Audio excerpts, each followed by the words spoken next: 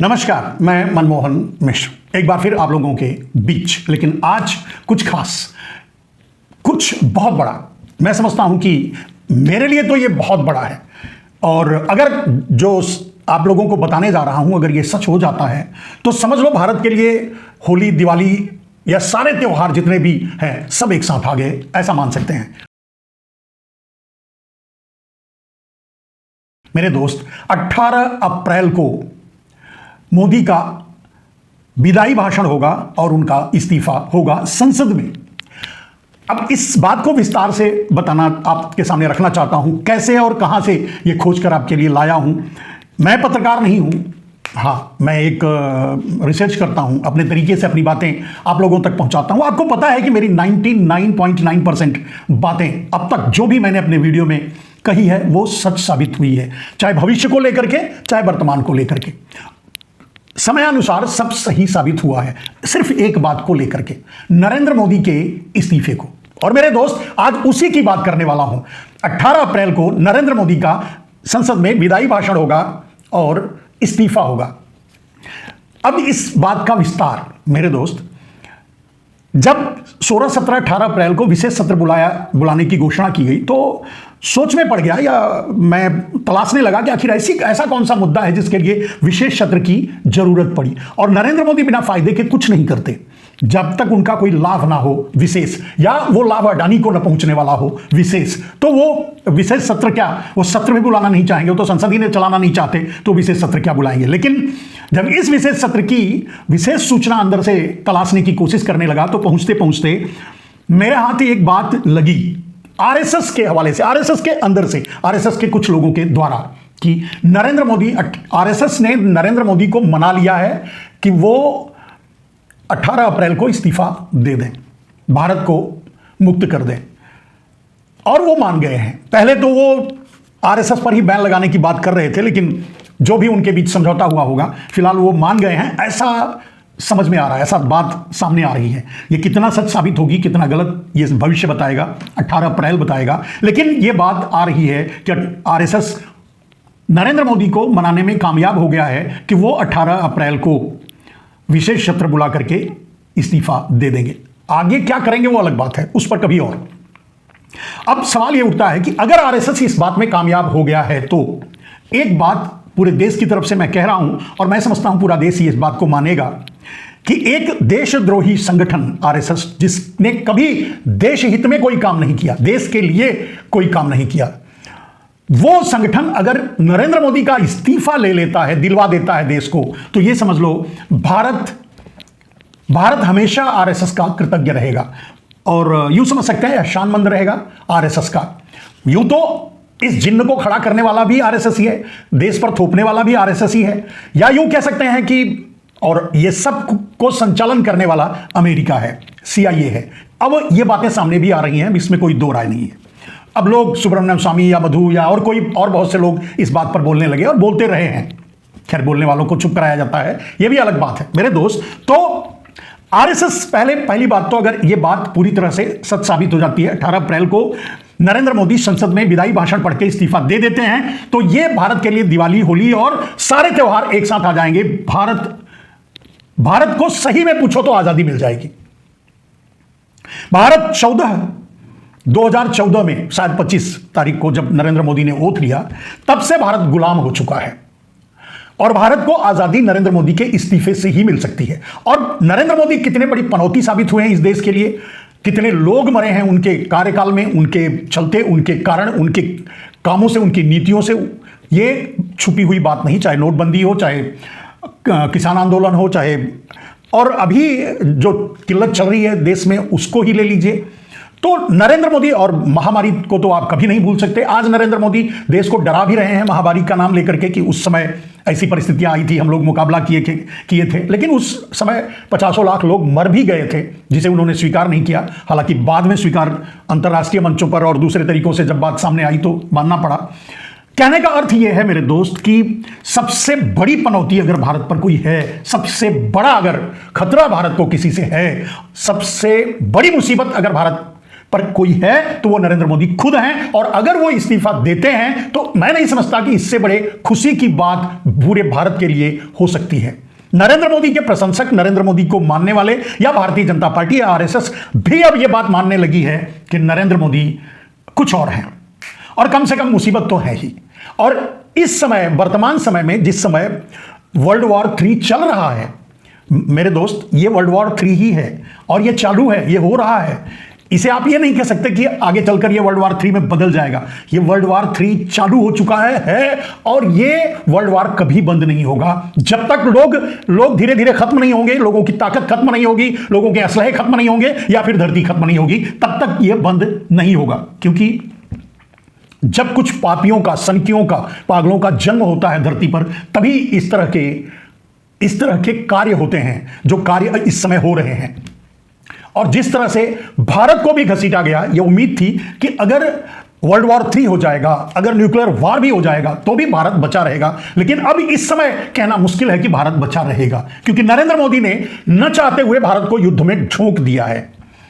और वैसे भी Narendra Modi projected by America, planted by America जब हैं, तो अमेरिका युद्ध में है तो नरेंद्र मोदी कहां से युद्ध के बाहर रहेंगे। अमेरिका की पोस्ट पर, यानी राष्ट्रपति के पोस्ट पर जो बैठा है वो नरेंद्र मोदी का मालिक है। यो भी नरेंद्र मोदी बहुत और मसलों से फंसे हुए हैं, कंप्रोमाइज मैं नहीं कहता, वो है ही इंप्लाई अमेरिका के कदमों में ले जाकर भारत को डालने के लिए ही वो प्रधानमंत्री बनाए गए थे, वहां की संस्थाओं के द्वारा, CIA के द्वारा। और आप जान रहे हैं कि अब वो बातें धीरे धीरे सामने खुलकर आ भी रही हैं लोगों के जरिए, पहले भी आती रही हैं, हर चीज को दबाया जाता रहा, लेकिन सच यही है, सुब्रमण्यम स्वामी हो चाहे मधु हो।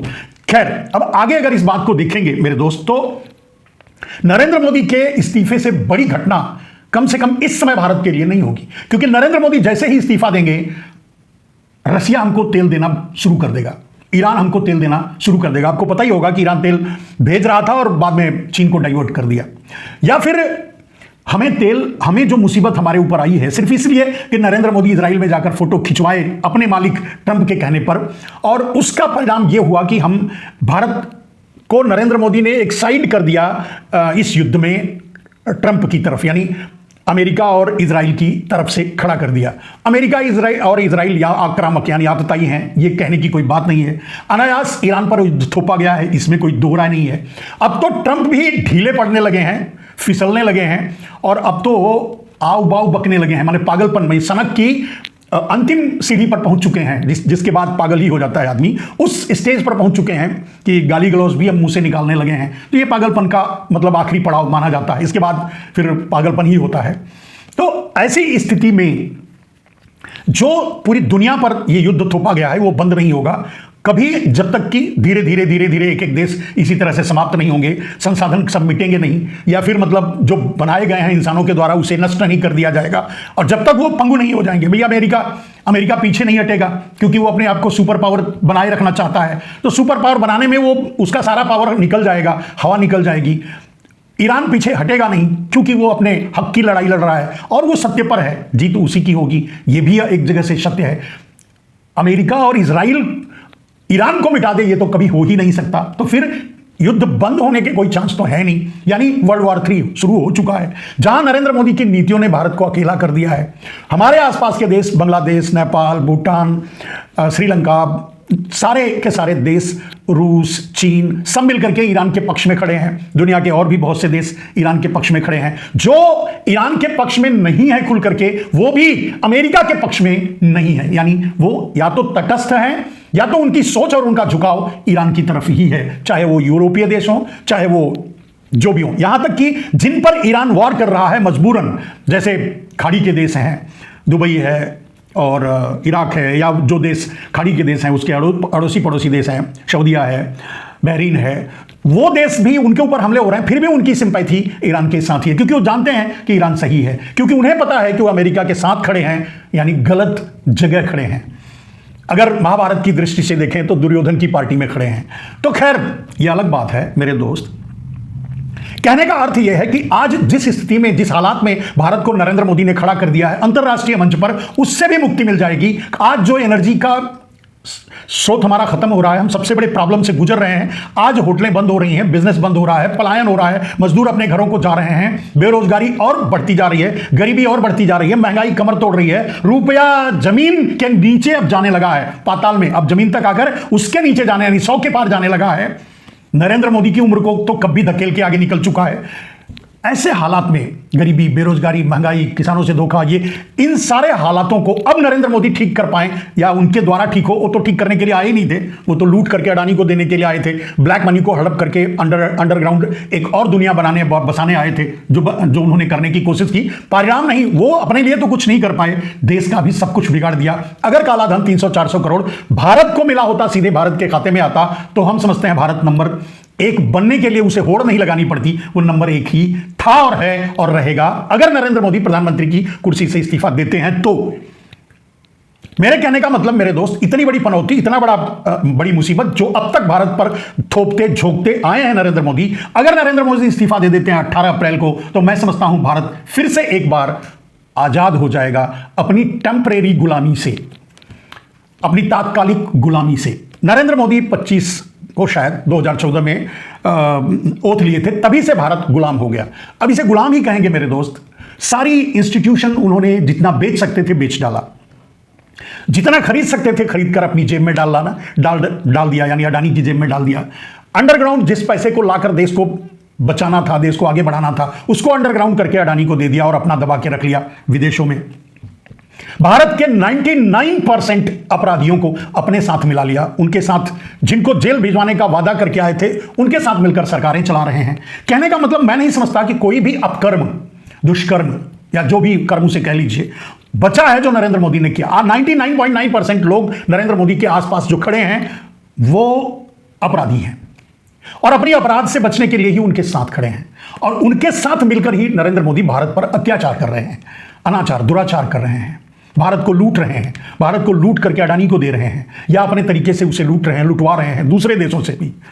जैसे अमेरिका की बात कर रहा हूं, अमेरिका से, तो अमेरिका के प्रोजेक्टेड हैं, अमेरिका के द्वारा लाए गए हैं, तो अमेरिका के लिए काम करेंगे। ये कोई बहुत बड़ी और नई बात नहीं है। बात ये नहीं है कि नरेंद्र मोदी से मुक्ति कैसे मिलेगी, और अगर ये 18 अप्रैल को सच साबित हो जाता है, जो आरएसएस से के सूत्रों से बात निकल कर आई है, तो आरएसएस का भी कृतज्ञ पूरा देश होगा, और नरेंद्र मोदी से मुक्ति पाने के लिए भारत में त्योहार मनाया जाएगा। अगर 18 अप्रैल को नरेंद्र मोदी इस्तीफा देते हैं तो भारत के लिए वो दूसरी आजादी का दिन होगा।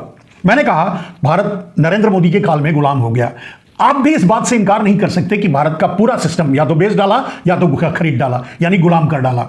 भारत की मीडिया गोदी बन गई, भारत का सिस्टम गोदी बन गया, भारत का विधायिका गोदी बन गई, भारत की जुडिशरी गोदी बन गई। मेरे दोस्त, तो बचा क्या जिसके लिए आप कह सकते हैं कि भारत में लोकतंत्र है, आजादी है? आज सरकारें बन रही है लूट करके, डकैती करके, जबरदस्ती चोरी करके, चोरी की सरकारें बन रही हैं। और अब तो इतनी बड़ी बात मैंने, जिसे कांग्रेस ने प्रेस कॉन्फ्रेंस करके दुनिया के सामने रखा, देश के सामने रखा, कि हेमंत बिश्व शर्मा की पत्नी खुद अपराधी है, 3 देशों का पासपोर्ट रखती है एक अपराधी की तरह, उसे तो तत्काल गिरफ्तार करना चाहिए, हेमंत बिश्व शर्मा को तत्काल अरेस्ट करना चाहिए, और वो आदमी मुख्यमंत्री का चुनाव लड़ रहा है।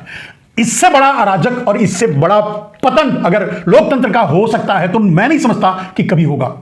और मुक्ति इतने बड़े मैंने कहा, गरीबी, बेरोजगारी, महंगाई, सबको, पेट्रोल डीजल की दाम, ये रुपए का पाताल में जाना, ये सब कुछ सारी मुसीबतों को एक साथ रखकर देखेंगे तो मैं नहीं समझता कि आपको कहीं से कोई राहत की सांस लेने के लिए जगह बची होगी। एकमात्र नरेंद्र मोदी के इस्तीफे के अलावा मैं नहीं समझता कि आपको आप जो घुट रहे हैं, आपके घुटन से बाहर आने के लिए कोई रास्ता नहीं बचा है नरेंद्र मोदी के इस्तीफे के अलावा। और अगर 18 अप्रैल को नरेंद्र मोदी इस्तीफा देकर के आखिरी भाषण पढ़ करके बाहर निकल जाते हैं तो मैं समझता हूं कि इससे बड़ा दिन भारत के लिए आजादी का कोई नहीं होगा। तात्कालिक आजादी, जो ये 11-12 सालों के लिए जो गुलामी मिली थी, कुछ अंग्रेजों के पिट्ठुओं, अंग्रेजों के दलालों, अंग्रेजों द्वारा पोषितों, अंग्रेजों द्वारा प्रोजेक्ट किए गए लोगों द्वारा जो ये थोपा गया था भारत पर, उससे देश को मुक्ति मिलेगी, इसमें कोई दो राय नहीं। और आज कम से कम तात्कालिक रूप से तो आपको मुक्ति मिल ही जाएगी कि आपको रसिया भी, रूस भी आपको तेल देगा प्यार से, इज्जत से, ईरान भी आपको तेल देगा, ब्लैकमेल नहीं करेगा, बोलेगा नहीं आप ये दो तो करेंगे, वो दो तो करेंगे। कहने का मतलब भारत को एक नई आजादी, नई खुशी, नया त्योहार, नया दिन, और 18 अप्रैल शायद दूसरी आजादी का दिन भी घोषित कर दिया जाए तो बड़ी बात नहीं होगी। लेकिन अगर यह होता है तो मेरे दोस्त, मैंने कहा कि मैं 9.9% मेरी सारी बातें सच होती हैं नरेंद्र मोदी के बारे में छोड़ करके, क्योंकि अनप्रेडिक्टेबल आदमी है वो। आदमी ही नहीं है, मतलब एक बात सोच कर देखिए कि जिसके कारण 50 लाख लोग मर गए, जिसके कारण महामारी इतना विभत्स रूप ले लिया, लोगों को लाइन में खड़ा करके मार दिया, लोगों को, किसानों को दिल्ली के बॉर्डर पे बिठा के मार दिया, इन प्रकार लोगों को मारते रहे, आज तक दमन करते रहे, लूटते रहे देश को अनेकों तरीकों से, लूट कर डंके की चोट पर पूरा देश का संसाधन अपने अडानी के हवाले करते रहे। कोई कुछ नहीं बोल पाया, कोई कुछ कर नहीं पाया। आरएसएस पता नहीं क्या, वो उससे कोई उम्मीद कभी नहीं की जा सकती थी। जब इतिहास में जब नहीं था तो अब क्या उनसे उम्मीद की जाती। मेरे दोस्त, सबसे बड़ी बात यह है कि अगर मैंने कहा कि अगर यह हो जाता है, 18 अप्रैल को नरेंद्र मोदी इस्तीफा देते हैं, तो देश को आरएसएस का भी कृतज्ञ होना पड़ेगा और आरएसएस के ऐतिहासिक पापों को जो भारत के साथ उसने किया है उसको भुला देना पड़ेगा, माफ कर देना पड़ेगा। और नरेंद्र मोदी के इस्तीफों को भारत सेलिब्रेट करेगा, भारत मुक्त हो जाएगा, भारत एक नई दिशा। जब से नरेंद्र मोदी कुर्सी पर बैठे हैं, आप भारत या दुनिया का कोई भी आदमी यह नहीं कह सकता कि भारत एक कदम भी आगे बढ़ाया होगा। पीछे पीछे पीछे पीछे, अब तो 1947 के पीछे जाने वाला है। ट्रंप ने ईरान को स्टोन एज में पहुंचाने की बात की, भारत इस को नरेंद्र मोदी बिना युद्ध के में शामिल हुए ही स्टोन एज के पीछे पहुंचा चुके हैं। और अगर ये युद्ध, मैं कह चुका हूं कि ये बंद नहीं होगा, तो अगर युद्ध बंद नहीं होगा, युद्ध चलता रहेगा, नरेंद्र मोदी इस्तीफा नहीं देते हैं देश के दुर्भाग्य से, अगर ऐसा होता है तो आप समझ लीजिए आपका क्या होगा पता नहीं। आगे आपके ऊपर लोग एक बार महामारी से मरे, एक अज्ञात हमला था जिसे पता नहीं कहां से आ रहा था, कैसे आ रहा था, प्रोजेक्टेड था, प्लांटेड था, जो भी था, लेकिन ये तो आपके सामने, भूख से लोग मर जाएंगे। आप सोच के देखिए, अगर फैक्ट्रियां इसी तरह बंद होती रहेंगी तो सामान नहीं मिलेंगे, खेती में मतलब खेती नहीं हो पाएगी, उत्पादन नहीं हो पाएगा, इंडस्ट्रियल उत्पादन नहीं हो पाएगा, भारत के पास कुछ नहीं रहेगा। क्या करेगा भारत अगर नरेंद्र मोदी रहते हैं तो? आपको पता ही है 70% भारत क्रूड ऑयल्स और ऑयल या एनर्जी जो है इंपोर्ट से काम चलाता है। ऐसे हालात में 30% से वो कैसे अपने आप को स्टोन एज में जाने से रोक पाएगा, यानी स्टोन एज में चला जाएगा। और सिर्फ ये इसलिए होगा क्योंकि नरेंद्र मोदी अडानी को बचाने के लिए ट्रंप के नीचे दबे हुए हैं, क्योंकि नरेंद्र मोदी अपने आप को बचाने के लिए एपिस्टीन फाइल के नीचे के कारण ट्रंप के गुलाम बने हुए हैं। वैसे भी ट्रंप के गुलाम ही है वो। तो अब इन सब चीजों से मुक्ति तो आपको नरेंद्र मोदी का इस्तीफा ही दिला सकता है। और अगर यह सूचना जो विश्वस्त सूत्रों से बाहर आ रही है सत्य साबित होती है तो देश के लिए इससे बड़े खुशी की कोई बात नहीं होगी। आप भी, और कम से कम मैं तो अपनी खुशी का इजहार करने, मैं अभिव्यक्ति नहीं कर सकता कि मुझे कितनी खुशी मिलेगी। मैं तो इनका इस्तीफा तब से मांग रहा हूं जब इन्होंने प्रधानमंत्री का साइन करके दूसरे दिन काले धन को राष्ट्रीय संपत्ति घोषित करने की कोई योजना पर नाकाम करके एसआईटी गठित करके अंडरग्राउंड कर दिया और पूरे काले धन को खा गए नरेंद्र मोदी। उसी दिन से इस्तीफा मांग रहा हूं। वो एक धोखा था, कम से कम भारत स्वाभिमानियों के साथ तो बहुत बड़ा धोखा था, क्योंकि इस देश की कम से कम 10% जनसंख्या जो भारत स्वाभिमानी के रूप में ये रामदेव के साथ मिलकर के काम कर रही थी, वो सिर्फ इसी के लिए लड़ रही थी कि काला धन मिलेगा और देश का दिन बदलेगा, जिसे नरेंद्र मोदी अडानी को दे दिया, अंडरग्राउंड करके धोखा दिया इस देश को। खैर, ईश्वर करें। मैंने कहा कि मैं आशावादी हूं, आशा और उम्मीद पे दुनिया कायम है। मुझे वो उम्मीद है, आप भी प्रार्थना कीजिए ईश्वर से कि इस पनौती से मुक्ति दिलाए इस देश को।